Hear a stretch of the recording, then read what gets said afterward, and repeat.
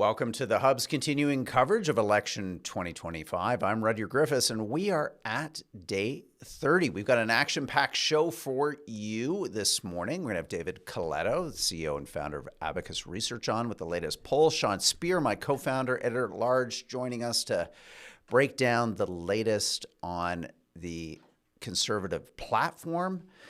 And Joseph Lavoie, an expert in digital campaigning, is going to come in and talk a little bit about what's happening in the cyber war that's going on between the campaigns, at least on Facebook and Twitter and elsewhere. So let's get you first caught up on where we're at on day 30 of this campaign with the leaders and their policies.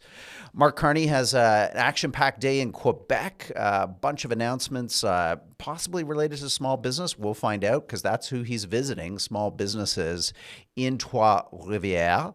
We also have Pierre Poilievre in Ontario, north of Toronto again, maybe shoring up a little support here in the 905.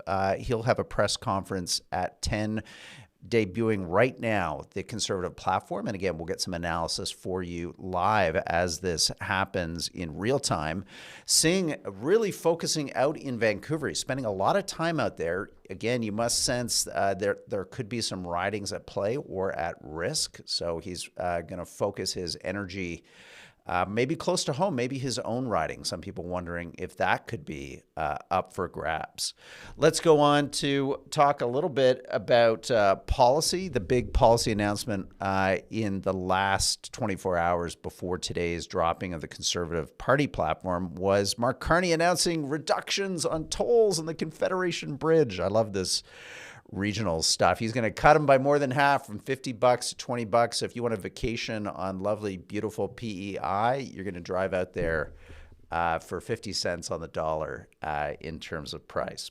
Well, look, let's bring in David Coletto and Sean Speer to break down some polling numbers, and then Sean can also share in real time some analysis on the Conservative platform after we say goodbye to David. David, great to have you on the program. Tell us what's up in the polls. What are you seeing coming out of the leaders' debate? Is there a shift underway? Yeah, good morning, guys. There's no real shift, at least at this stage. We did two things. One, we did an instant reaction poll right on the night of the English language debates. And we basically saw that, folks who were going to vote Conservative thought Mr. Poilievre did well. Folks who were going to vote Liberal thought Mr. Carney do well. They both generally had positive impressions. People had generally positive impressions of their performance, but it doesn't seem that there was like a breakout moment or anything that caused people who were intending to vote one way to move another. So that's the first signal. We're going to have new numbers out tomorrow that shows basically the same race, a 3-point lead for the Liberals nationally.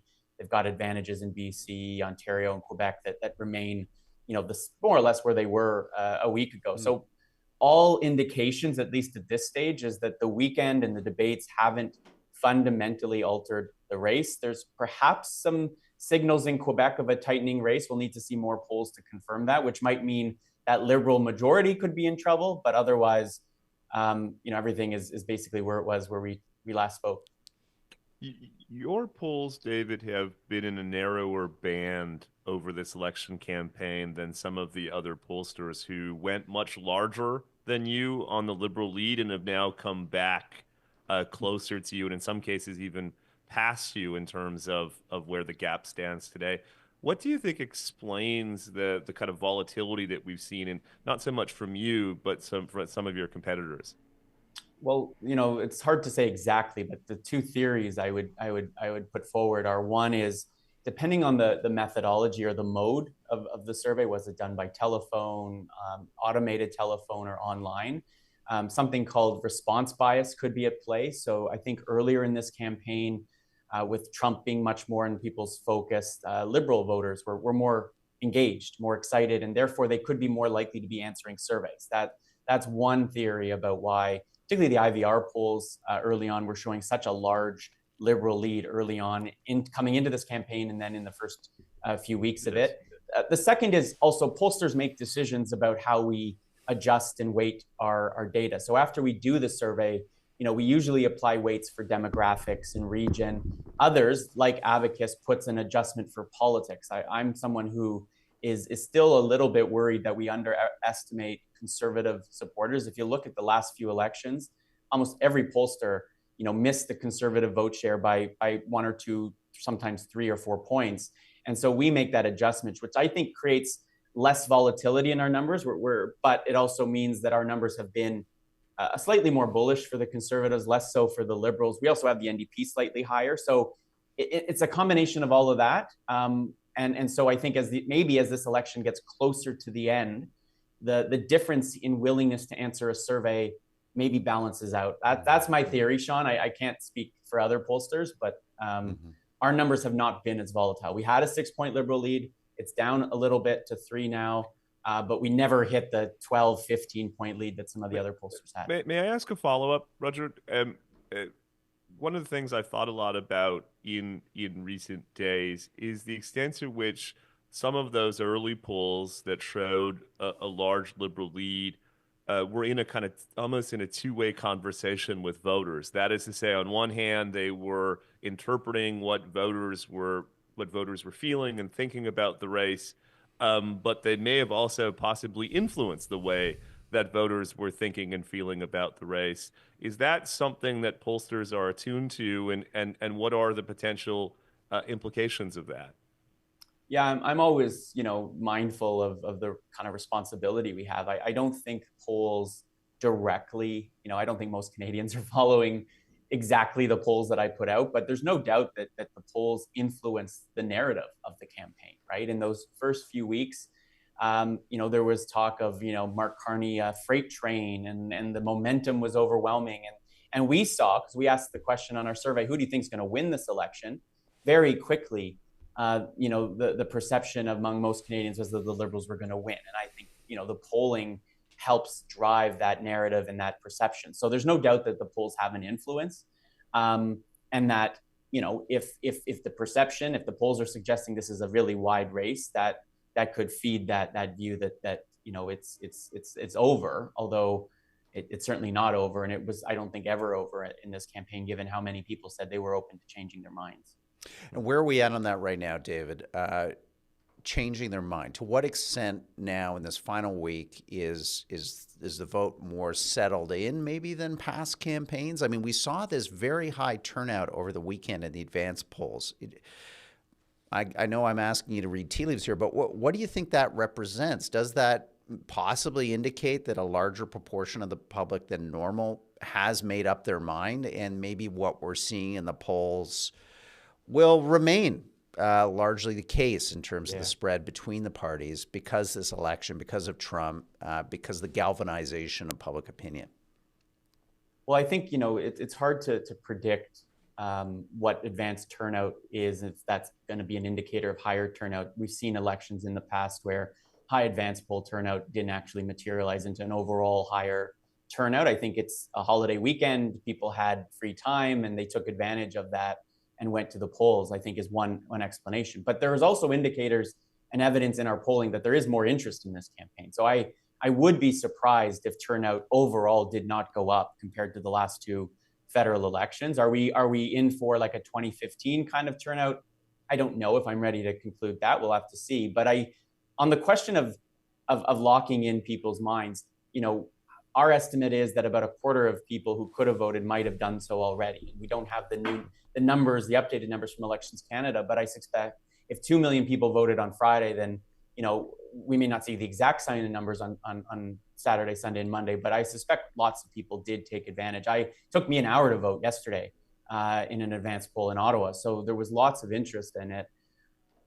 For those who haven't voted, there are still people who say they're willing and open to changing their mind. They haven't locked it in yet. But I look at all the underlying numbers, how people feel about the leaders, what issues are driving them.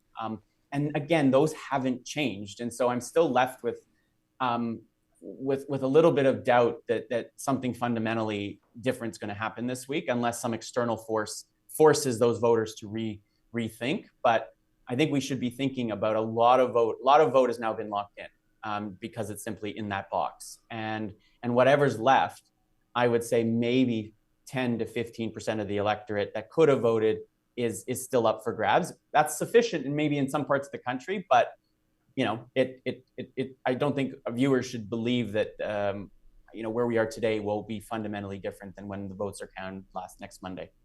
One reason we've been so grateful to have you on over the course of the campaign is you've shared so much insight, drawing on the numbers and adding your analysis. One of the things you said early on that has really been left with me is that the older voters with whom the Liberals are outperforming say to you that they intend to vote in large numbers. The younger voters with whom the Conservatives are performing well had a lower self-reported intention to vote. What can or should the Conservatives be doing to make sure that those younger voters who are telling you that they support the party actually do get out and vote? What messages or other tactics do you think we might see from the Conservatives to try to boost voter turnout amongst that younger cohort? Yeah, and it's always hard because a lot of what happens in a campaign is your next guest, Joseph, is going to talk about, we don't see because we're not the targets of it. And so the digital campaign happens underneath, the national one. And I suspect if the Conservatives do believe that is a right audience for votes, that they're probably targeting, Facebook and Instagram and other platforms like that, YouTube, to reach those younger voters, because they're, they may have tuned into the hockey games this weekend, some of them, but they're not watching, cable, and so they're not going to see those ads.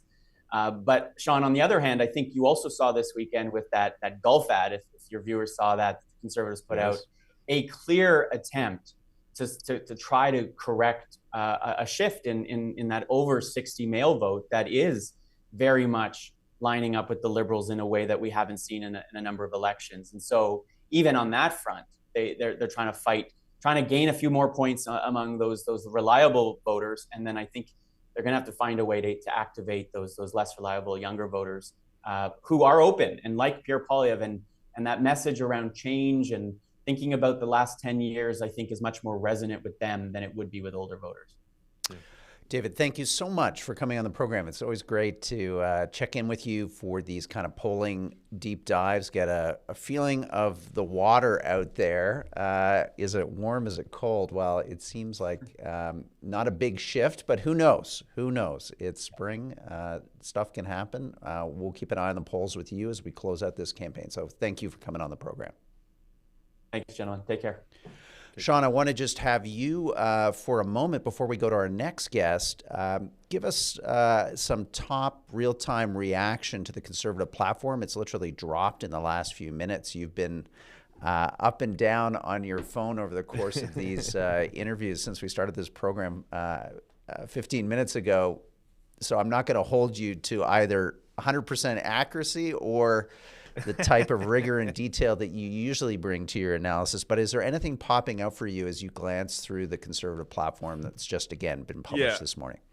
Yeah, absolutely. A couple big things that it seems to me will ultimately determine whether this platform is able to hold up to scrutiny. First of all, big picture, the platform, Rudyard, anticipates deficits over the next 4 years. So this is not a plan to get back to balance in the next mandate. It is more ambitious on that front than the Carney one, which is to say the deficit is smaller than the one set out this weekend in the Liberal platform, but it is still red ink through the next mandate.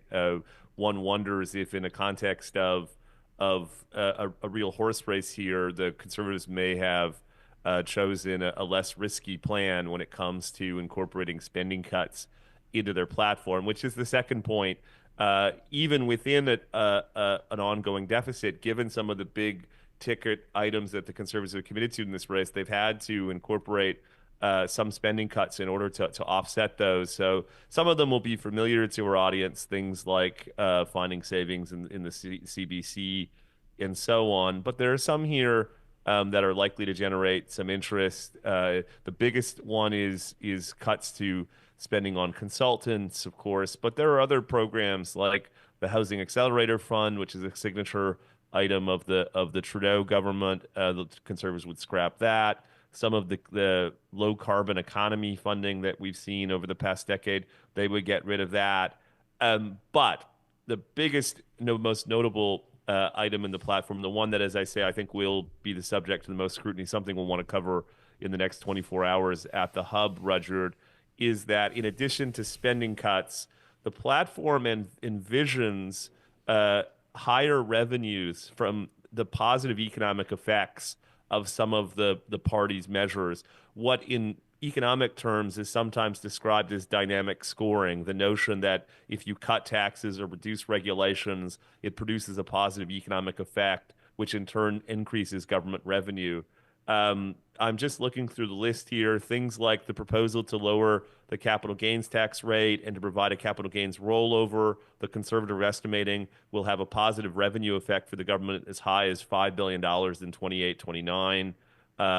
Reducing or getting rid of some regulations, including the controversial Bill C-69. The platform envisions will generate net revenues or incremental revenues of about $250 million. The list goes on. The consequences, Rudyard, of these positive economic effects and in turn higher revenues means that even after accounting for some of the conservatives' tax cuts, the government is in a net revenue position.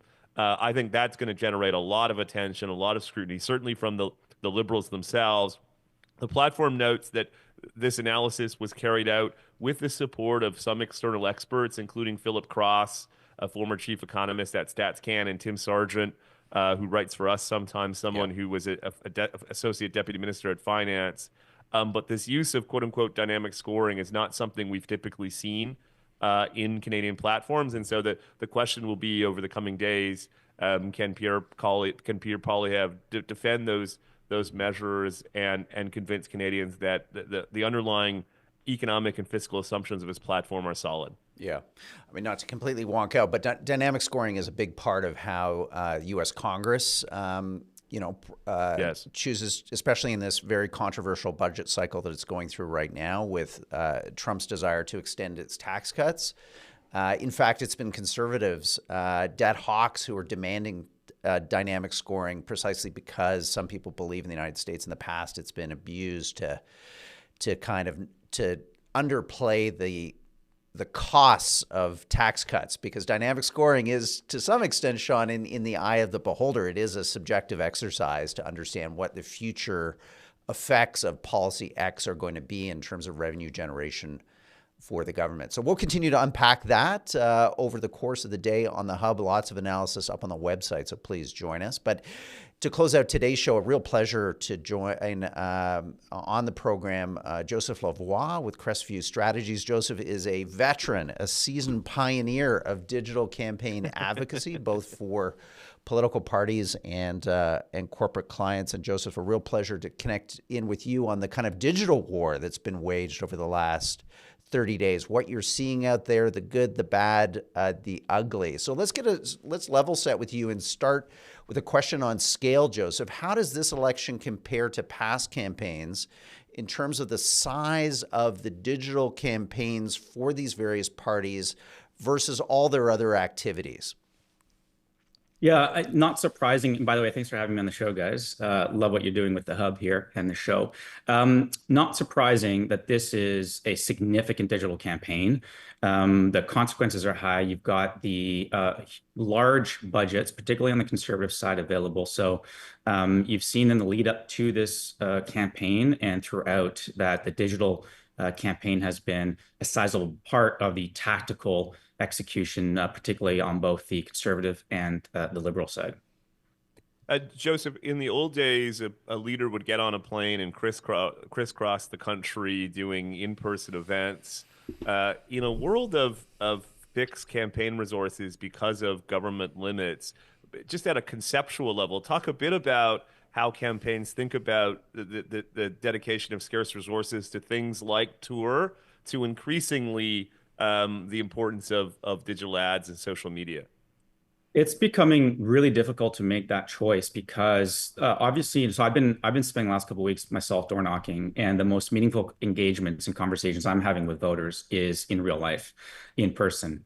When you're trying to reach them online, the benefit is you get scale, you can be hyper targeted, and you can reach people at the moment, when they're scrolling through their device.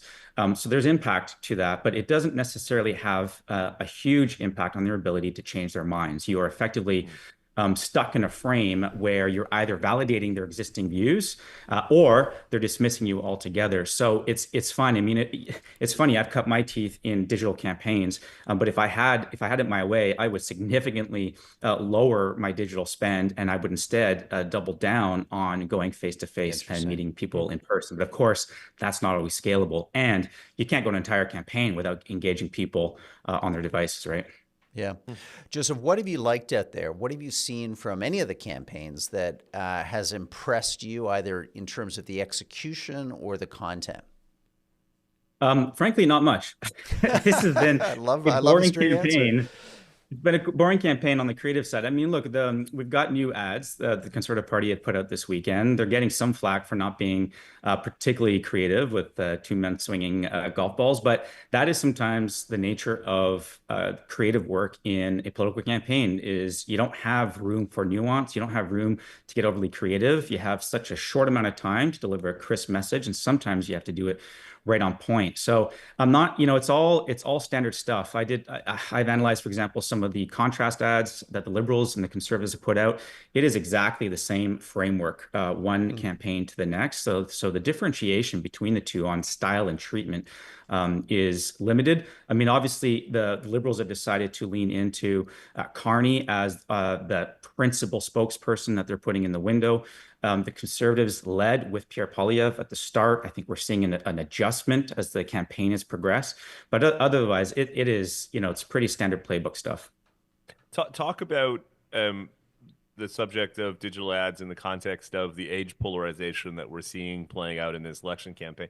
I think there's a tendency to assume that social media or digital ads is to target young people, not old people. But as I think we get more sophisticated understanding consumption patterns across the age distribution, that assumption I think has been challenged. It's my mom and her friends who are increasingly the types of people you're targeting on at least Facebook. Why don't you just talk about how age and age consumption issues play into all of this?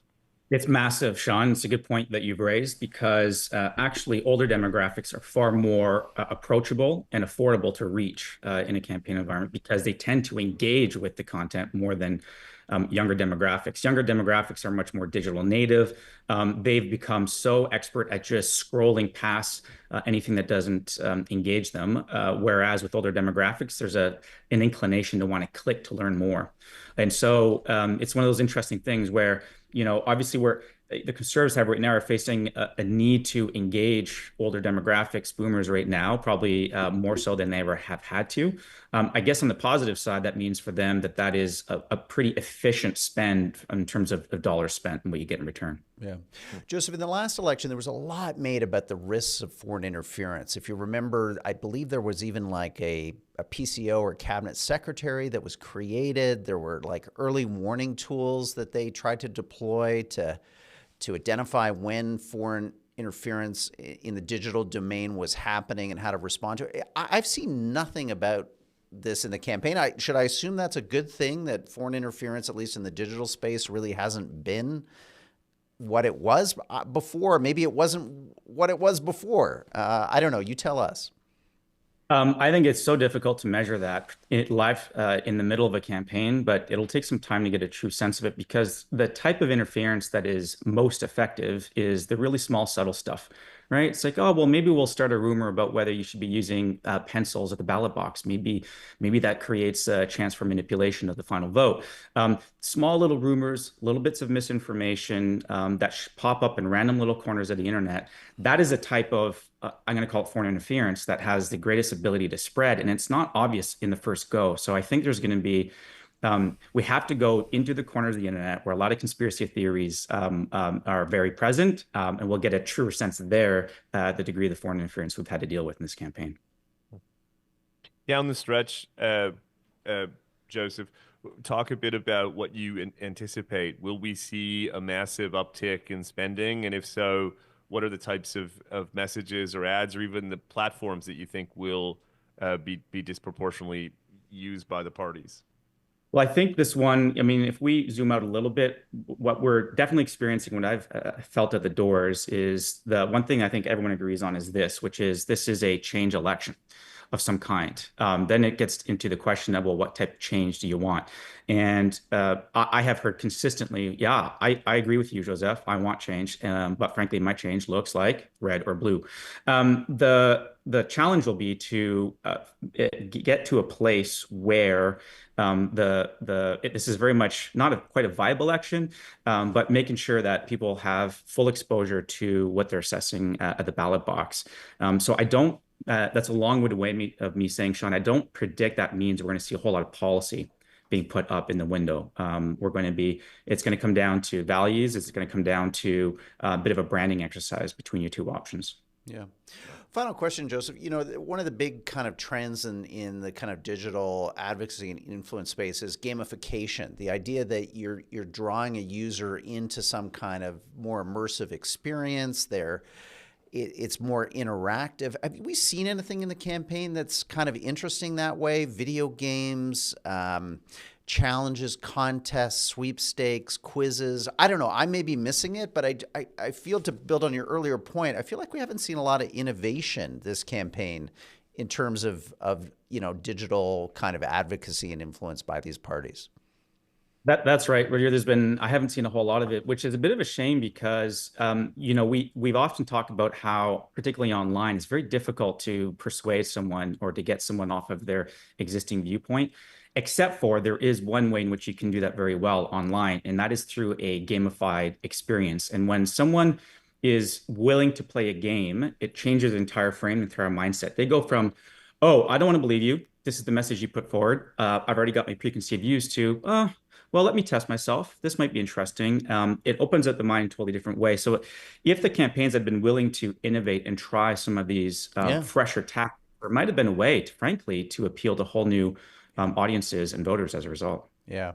Joseph, so smart. Always great to have you on the program. And let's squeeze you in before the end of the election again, just to give us a final level set on where the kind of digital ad war is at as we close out to E-Day. That was Joseph Lavoie. He's a partner and digital campaign veteran at Crestview Strategies. Well, Sean, I love these shows. So many smart people coming on with, different backgrounds, deep expertise, sharing that with our hub audience. It's kind of mission accomplished for me. It's allowed me to hit day 30 without completely losing my what. How about you?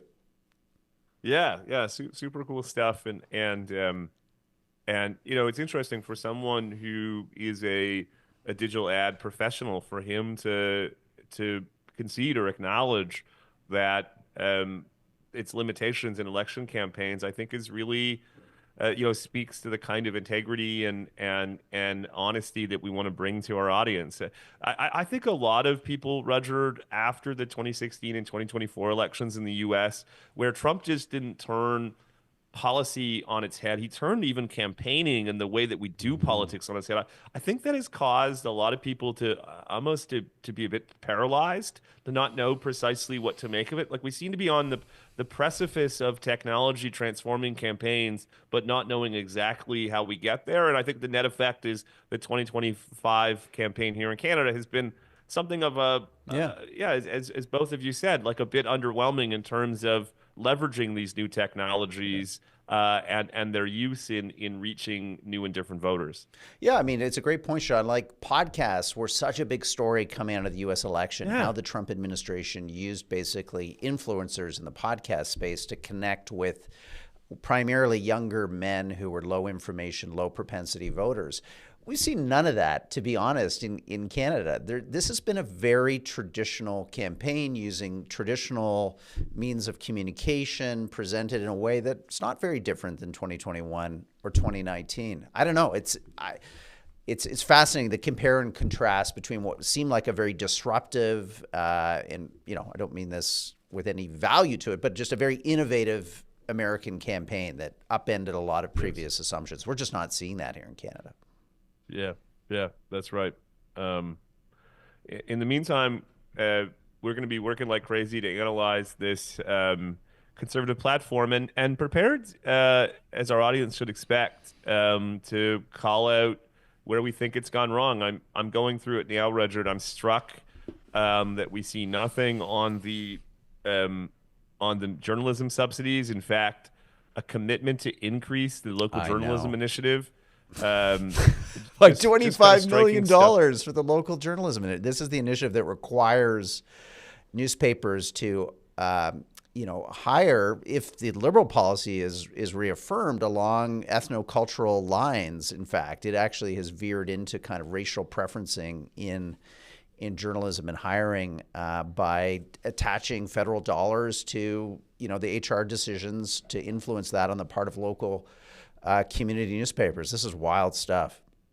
Pierre Poilievre committed in a podcast episode that he recorded with Juno News just before the election campaign to stay tuned, that his platform would set out a plan to, if not eliminate the Trudeau government's media subsidies, then at least to reform them. And unless I'm missing something here in real time, that is absent. And so the only way to interpret that, Roger, is we now have a two-party consensus in favor of the massive subsidization, both directly and indirectly, not just of the CBC, but of private news organizations. I understand the Conservatives are in a tough fight. That probably has adjusted the party's risk tolerance relative to where it was prior to the election campaign. But large-scale deficit spending, affirming the Trudeau government's media subsidies, and no doubt other items that we'll profile over the next couple of days, means that it's a pretty underwhelming platform from a small C conservative point of view. Yeah, Harrison Lohman, our managing editor, emailing me here in real time. The conservative platform provides $25 million in support for Indigenous language media. Again, maybe necessary, maybe a good idea.